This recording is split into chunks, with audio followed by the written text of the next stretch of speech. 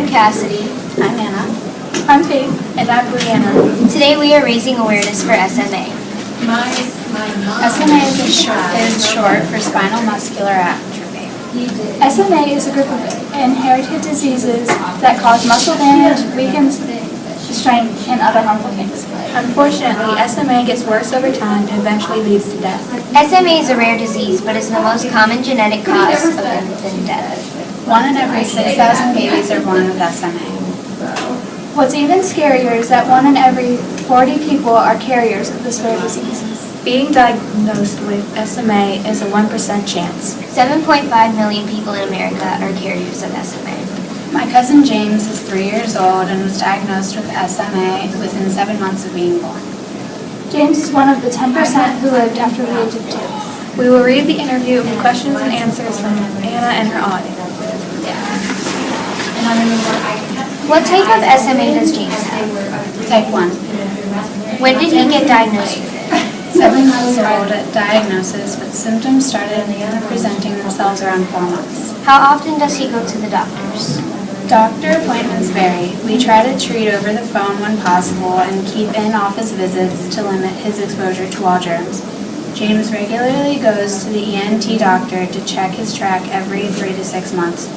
SMA clinic, neurology, preliminary, PT, OT, nutritionist, and regular doctors are all present, every 6 months to a year. He does, however, have a therapist that comes to the home a few times a week.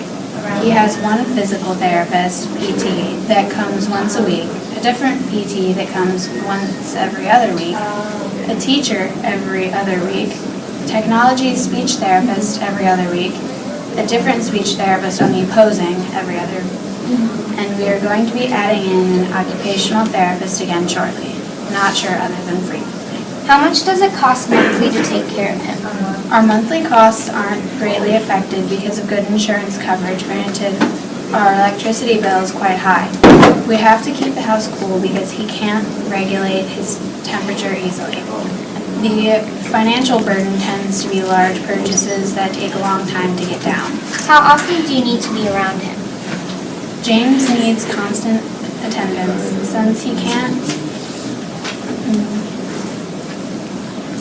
can't move his own mouth, nose, or talk to call for help. Someone needs to be close to take care of him for that. He also needs to have someone to perform all movements for him. Is he able to go outside a lot? He can go outside, though it's a long process to do it safely. We do have to be very cautious of the weather. Temperature is a big factor. With little movements of his legs, his circulation isn't great. His lower legs get very cold easily in the winter.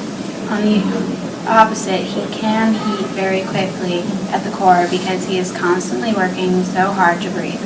Moisture in the air plays a part as well.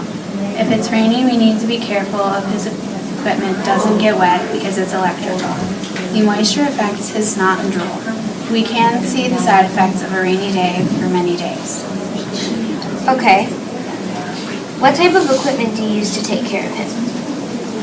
Ventilator, 2 so we have a backup if one should stop working. A humidifier for the vent. Cough assist simulates the inhale and exhale of a cough. Portable and stationary suction machines. Cool mist machine provides moisture to the lungs.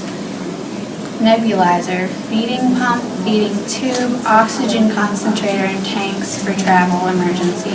Medical stroller, wheelchair, PVC, bridge gym that has stretchy bands to hold his arms in so he can move his arms a little bit independently. Bath chair, braces to keep his legs straight, and switches that plug in to modify toys for him to play with. We're working on getting a specialized computer that will read his eyes, gaze for communication.